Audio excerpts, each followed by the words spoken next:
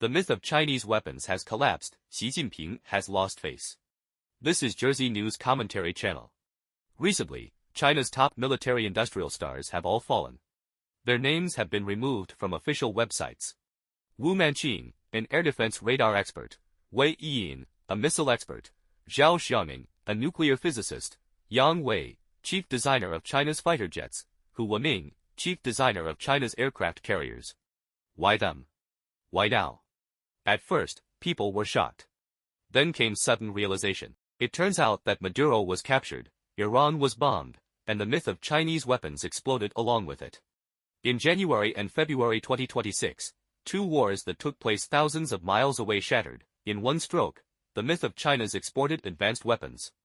Venezuela and Iran each spent tens of billions of dollars purchasing China's most advanced Hongqi and Dongfeng missile systems, along with air defense radar systems, so-called national strategic assets. Yet when faced with U.S. military attacks, they were completely wiped out, rendered useless, nothing more than scrap metal. Such a slap in the face, where can Xi Jinping put his dignity? So punishing these scientists and military-industrial elites becomes only natural. It must be understood that China's military industry has always been a calling card used for boasting, both domestically and internationally. When a system cannot prove its technological capabilities through openness, transparency, and verifiable means, propaganda replaces verification, and narrative replaces data. Under such logic, weapon performance no longer depends on real combat testing, metrics no longer rely on third-party evaluation, even failure can be defined as a military secret.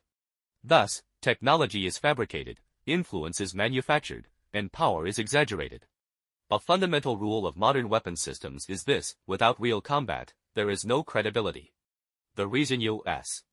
weapons dominate the global market is not only due to strong technology, but also because they have been tested in war after war. From the Gulf War to the War on Terror, the United States has been engaged in continuous military operations, varying only in scale and form. Through repeated real combat, the effectiveness and power of U.S.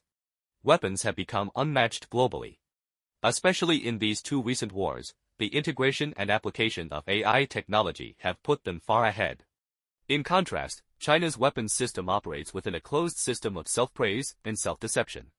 It lacks both systematically advanced technology and high-intensity, system-level combat validation. What it does have are performative military drills conducted yearly, even daily, but their purpose is not training or testing.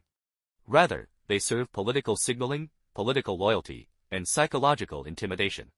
When Chinese weapons enter the international market, key questions arise: are they usable? Are they stable under extreme conditions?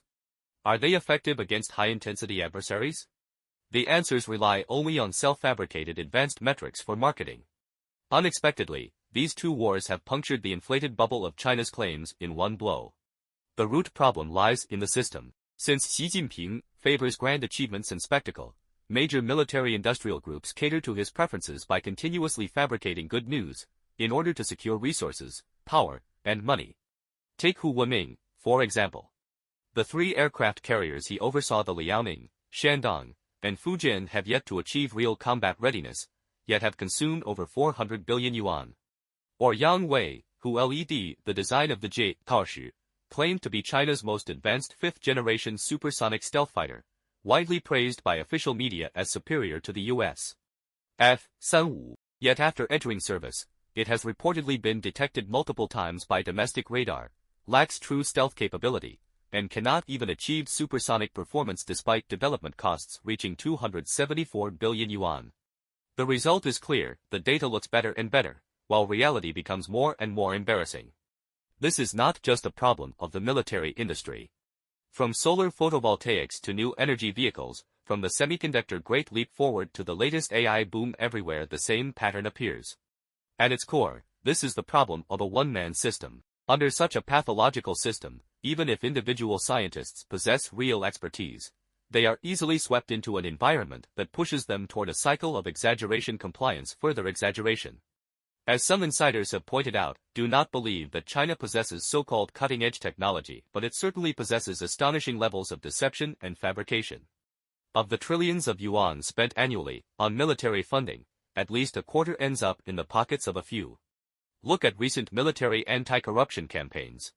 The scale of corruption is staggering. The top leadership of the rocket force was purged entirely. While political struggle plays a role, the bottomless corruption is undeniable.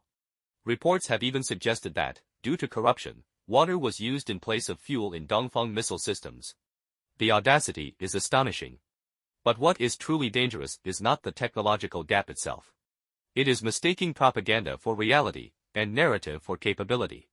Once decisions are made within such a self-reinforcing information bubble, severe strategic misjudgments become inevitable, and in high-risk domains, the cost of miscalculation is often irreversible.